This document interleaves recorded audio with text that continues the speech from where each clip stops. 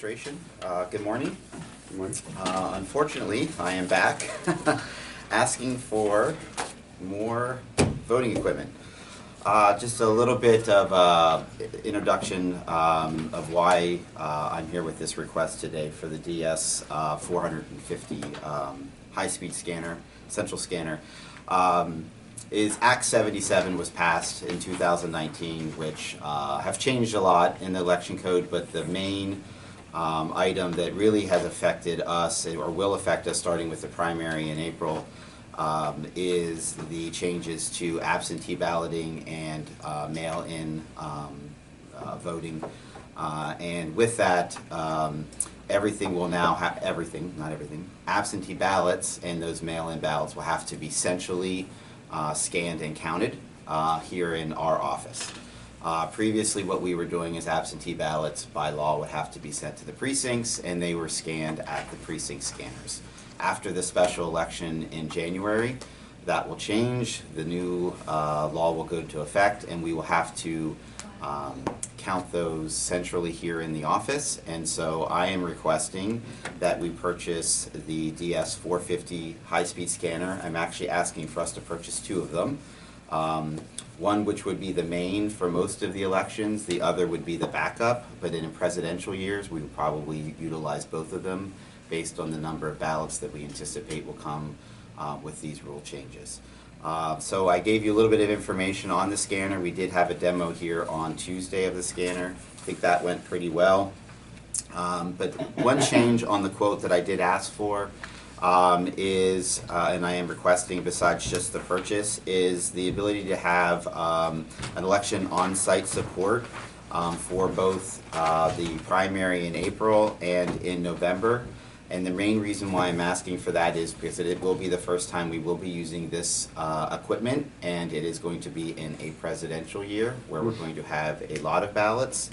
My staff will have to split because obviously I will be over in our main office with our support person dealing with phone calls and such from the precincts and getting everybody closed and getting those election results into us, where my deputy will be here with the central scanner, and I'm just requesting for in 2020 we have somebody here that can assist her to make sure that everything runs smoothly, just because the sheer number of ballots that we'll have and that we'll be dealing with. Michael, I did think of one question since the demonstration. Sure. I remembered they mentioned, I believe it was an 850. Yes. What is the cost of the 850? Would there be more efficiency in buying one larger machine than having the two 450s? My understanding is the 850 is can handle more ballots. It's bigger, and I do not know the exact cost, but my understanding is it's at least double what we have for the 450. I don't believe it's something that we would need that size for the county that we are and the number of registered voters we have at this point. Because I think in most elections the 450 by itself will be enough, and then we just would have the one as a backup. But I like the idea of having a backup, but then also having two, so that we can, when we do have the presidential years, we'll be able to utilize both of them to run. So if we would buy just one 850, we would have no backup. So if something happened to it, then we wouldn't have any means to be able to count those ballots. Where if we have the two 450s, if something happens to one, we have the other. And then obviously we can use them both in presidential years. I guess I was just thinking of time, because this one scans much faster than the ones at the polls. Yes. And so therefore, if the 850 bettered that time by an incredible amount, and perhaps came in a little bit less than double, maybe it was worth looking at. So Right. I just thought of my question. Yeah, I honestly, like I said, I think the size and how or what they build it for is for the larger counties. So yes, you're right, it does scan faster, but I think it's kind of overkill for the size that we are in our county. I mean, I can reach out to them about costs, but you know, my understanding. Not unless we're going to get two. I'm sorry? Not unless we would consider getting two. Yeah, we would have no backup. Right. So if you went there, then you're talking, you would have no backup. So. They only get used twice a year. I'm hoping we wouldn't Right. have to worry the most thing about backup. Right. Well, but as an election director, I can tell you I'd like the ability to have something available if something happens to the one, because you never know with equipment. that, because we had bought extra DS200s just for the fact that if something happens to one at a polling precinct, we have them, we can take them out and swap them out. So being able to sleep at night knowing that we have that ability if something does happen. Well, and there's nothing preventing you, I have two comments to it. There's nothing preventing you from using both of them in tandem to do the count twice as fast. I really think, though, the bottleneck is going to be providing ballots for the scanner, because opening, unfolding, prepping, that's going to take a lot of handwork. I had a question about that. Maybe, it's probably already been explained to me, but if they come in through the mail or however, but can they be open prior to 8 o'clock at night? Or? So our understanding is no. So Wow. we have to hold them all until 8 o'clock, and that's when they are allowing us to what they call canvass them, meaning that we can open them, Wow. prepare them to be scanned. Yeah, I Yes. was So thinking- it's something that we've definitely talked to the Department of State about. You see if they can use some of their leverage to talk to the lawmakers about maybe allowing us to be able to at least prep them. Yeah. But I think part of their concern was having ballots started being counted before the polls are closed. But a lot of other states already do that. I don't know if you ever noticed on election night, you'll see some states that have early voting or mail-in voting. You'll see that as soon as 8 o'clock hits, that's when they can switch a button, and that's when you'll start seeing results. These machines are very good in the fact that if you need to hide results and not even, like I wouldn't be able to see them, you can do it. You can set it up that way, and then you wouldn't even see the results until a certain time. But at this point, we have to go with what we have, and at this point, 8 o'clock. And actually, the way the law is written, we actually have from 8 o'clock on election night until 9 o'clock the Friday after the election to canvass those votes. So some counties may not even canvass or start counting those absentee and mail-in ballots on election night. They may wait till the next day.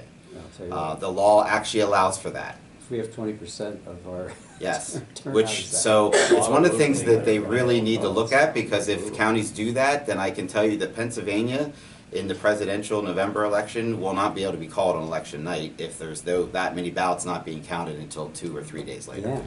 So it's something that I don't know if the lawmakers, when they pass this, talk to election directors about the processes and how that may work. So I'm not sure if there'll be any amendments to that as we go through that. But I believe this is the best alternative, best way to do it is having the backup, and as you said, we can use them both. If it's a smaller election, we may not need to, or we just may just to get them done. But if something does happen to one, we have the other one to fall back on.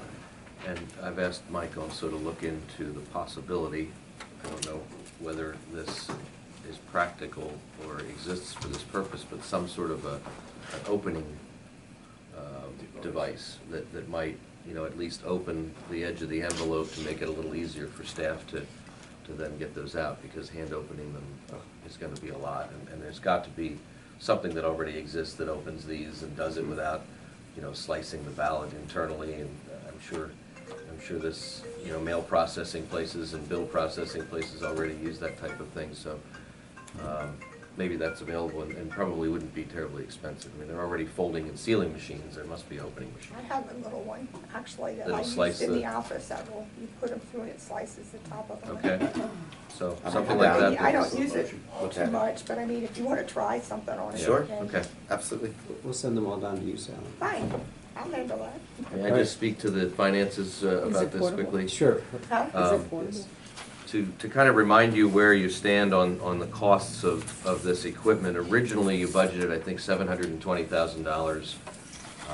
Was that our number? 720 or 750? The original budget? Yeah. 1 point. $1 million. Oh, Yeah, okay. 1 point, yeah. Yes, that's right. 7. For 2019. Okay, but we ended up spending about $700,000 to $750,000 on actual equipment. 100, you can deduct from that $130,000 that came in the form of a federal grant toward the equipment. The state then came along and is providing 60% reimbursement. So it takes your original equipment net cost from $720,000 down to $158,000 net county cost.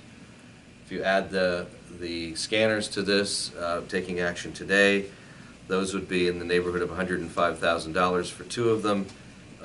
They would then also be added to that eligible reimbursement from the state. which would give you $63,000 in reimbursement.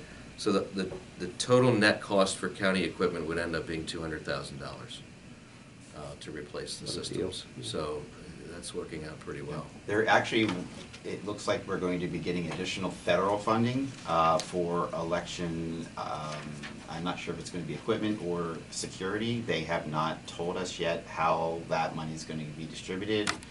If it'll come to the counties.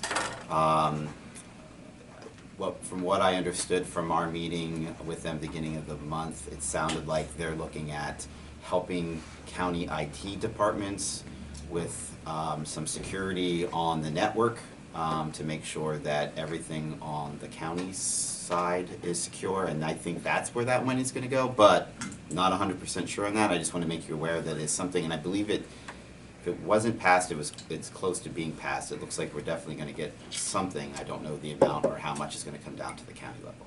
Okay, ready for motion? All right, I'll make a motion to proceed with the purchasing of two DS450 at the prices quoted. And I'll second the motion. Okay, it's a motion and a second on the floor. Any questions, any discussion?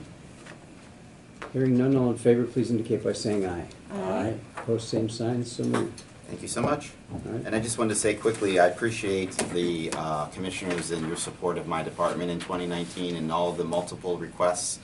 You guys have been excellent to work with, and I appreciate that very much. So thank you. Welcome. Thank you, Michael. Back at you, too. Thank you.